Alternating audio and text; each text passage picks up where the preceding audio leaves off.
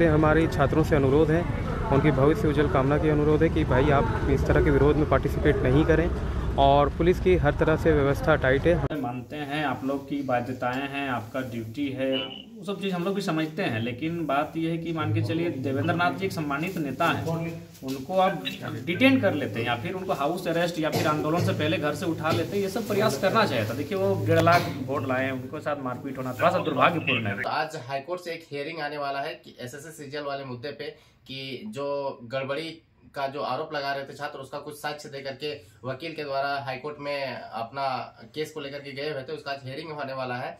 तो एक प्रकार से देखा जाए, हियरिंग अगर छात्र के आंदोलन कर रहे छात्र के पक्ष में आता है तो कहीं ना कहीं एक अपने आप में एक पॉजिटिव रिजल्ट दे सकता है कि छात्र लोग जो आंदोलन कर रहे हैं और ये लोग जो बार बार कह रहे हैं कि पेपर लीक हुआ है या फिर क्वेश्चन लीक हुआ है या फिर इसमें पैसा देकर के लोग पास आउट हुए हैं, तो वैसे मुद्दे पे ये लोग का एक बड़ा जीत देखने को मिल सकते हैं, ऐसा आसार है, क्योंकि ये लोग अपना कुछ साक्ष्य जो है प्रस्तुत किए हैं। फिलहाल देवेंद्र नाथ महतो कहाँ है नहीं है उनका कुछ पता नहीं चल रहा। उनके कुछ समर्थकों से हमने बात किया, उनके कुछ छात्र नेता लोग से हमने बात किया, तो वो लोग बोले कि हम लोगों ने रात भर कभी जगन्नाथपुर थाना, कभी लालपुर थाना, कभी दूसरे थाना जाकर के पता कर रहे थे, लेकिन उसका पता नहीं चल पा रहा है। कहाँ है देवेंद्र नाथ महतो नहीं है, उसका कुछ पता नहीं चल पा रहा था। लेकिन देर रात जब जयराम महतो लाइव आए और एसएसपी को कॉल करके उन्होंने पता किया तो कुछ क्लियरिफाई नहीं हो पाया। लेकिन जयराम महतो जो भी अधिकारी देवेंद्र नाथ महतो को पिटाई किए हैं, जो बेरहमी से उनको बर्बरतापूर्वक मारे हैं, उन पर कुछ जांच किया जाना चाहिए।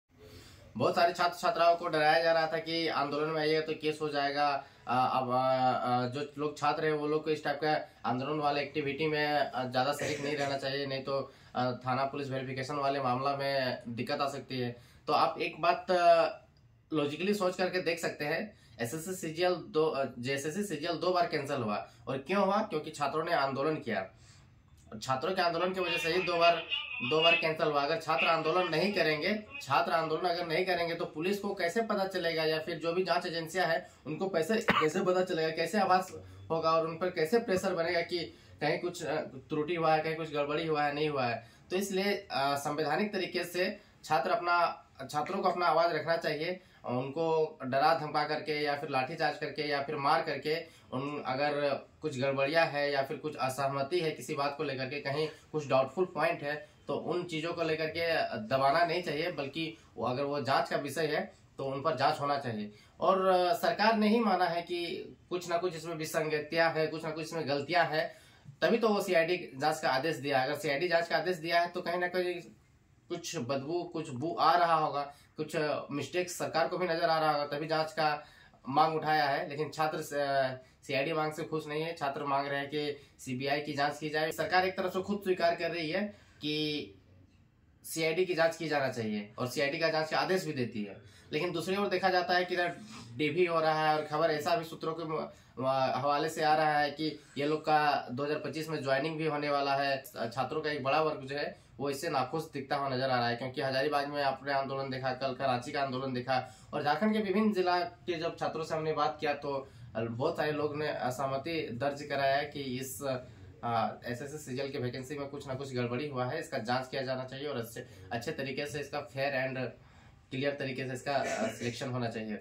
और आप देख सकते हैं किस प्रकार से जयराम महतो जो है कि एसएसपी को कॉल लगाते हैं देवेंद्र नाथ महतो का फेवर को लेकर के, और एसएसपी ने क्या कुछ कहा आप आगे कॉल रिकॉर्डिंग में आप देख सकते हैं। बहुत रिक्वेस्ट किया गया। ठीक है, एसएसपी महोदय मानते हैं आप लोग की बाध्यताएं हैं, आपका ड्यूटी है, वो सब चीज़ हम लोग भी समझते हैं, लेकिन बात यह है कि मान के चलिए देवेंद्र नाथ जी एक सम्मानित नेता हैं, उनको आप डिटेन कर लेते हैं या फिर उनको हाउस अरेस्ट या फिर आंदोलन से पहले घर से उठा लेते हैं। ये सब प्रयास करना चाहिए था। देखिए वो 1.5 लाख वोट लाए हैं, उनके साथ मारपीट होना थोड़ा सा दुर्भाग्यपूर्ण है। नहीं देखिए कानून, देखिए एसएसपी महोदय उसमें आप भाई आप हमसे आयु में बड़े, भले हम विधायक है लेकिन आप एसएसपी और आयु में हमसे बड़े हैं, आपको भी नॉलेज है कि कानून सरकार के पक्ष में होता है। नहीं आप माननीय है, हमको इससे बता रहे हैं। नहीं ठीक है, माननीय अलग बात है, लेकिन ठीक है एक बात आप भी जानते हैं कि समझाइएगा, देखिए आप इतने बड़े नेता हैं, आप समझाइएगा तो लोग जो है ना नहीं ठीक है हम लोग, लेकिन फिलहाल देखिए थोड़ा सा लाठीचार्ज उस प्रकार से नहीं होना चाहिए था। वो एक बहुत हम इसका देखते हैं। नहीं इस पर थोड़ा सा आप जांच भी कीजिए और फिलहाल उनको रिलीज कैसे हो ये व्यवस्था कीजिए एसएसपी महोदय। चलिए ठीक है, जय हिंद। विरोध और शांति भंग की बात है तो उसमें अगर शांति भंग की जाती है, कानून को कुछ तोड़ा जाता है, तो ऑब्वियसली पुलिस अपना कानूनी प्रक्रिया करेगी और कार्रवाई करेगी, जिससे कहीं ना कहीं छात्रों के भविष्य को खतरा पहुंच सकता है। क्योंकि आपको रोज़गार लेना है तो पुलिस वेरिफिकेशन होता है, अदर वेरिफिकेशन होता है, जिसमें अगर आप पे केस होता है तो कहीं ना कहीं उसमें आपको दिक्कत आएगी। तो इसलिए हमारी छात्रों से अनुरोध है, उनकी भविष्य उज्जवल कामना की अनुरोध है कि भाई आप इस तरह के विरोध में पार्टिसिपेट नहीं करें। और पुलिस की हर तरह से व्यवस्था टाइट है। हम लोगों ने रात और दिन चारों तरफ जो भी बैरिकेडिंग होती है और वहाँ सुरक्षा के मापदंड है उसको हम लोगों ने पूरा करके रखा है। पर्याप्त मात्रा में सुरक्षा बल की प्रतिनियुक्ति की गई है, मजिस्ट्रेट की प्रतिनियुक्ति की गई है और हम लोग सिचुएशन को